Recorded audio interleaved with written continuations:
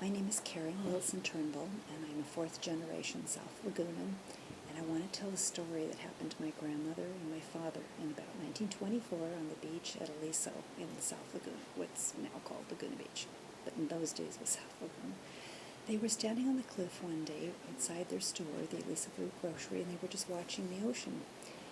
And suddenly they saw this big black neck, something like the shape of a giraffe, and it was black and shiny like a seal, and it was floating along, just cruising south down the coast, and it was looking at them with big eyes and had funny little tiny ears.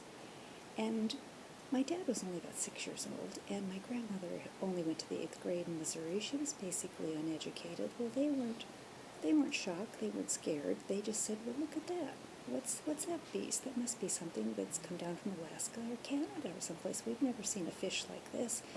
And they called it a seahorse, and they watched it for like 10 minutes go by, told their friends about it, and nobody really believed them. But a week later in the San Clemente little local paper, there was an article that 2 fishermen had seen the great big neck that came up out of the ocean and by their boats and looked at them and ate something out of their nets and swam off.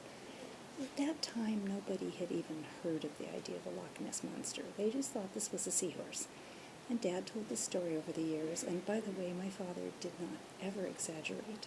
He was the most honest person I've ever met. He didn't get excited about anything. He had a real Bob Newhart sort of low-key personality.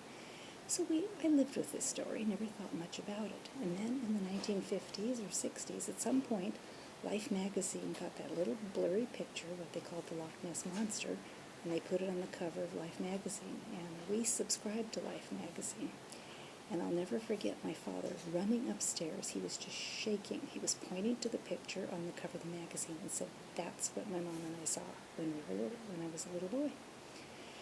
And, of course, we gave him a lot of grief about it over the years. But as it turns out, there have been some sightings. We have pictures of something that does fit that sort of description. Just a long, slimy, undersea creature. It could have been a giant squid. It could have been anything, but I believe my dad and my grandma, and I think that the Loch Ness Monster is alive and well off the coast of California here in Orange County, and I just hope we find him someday.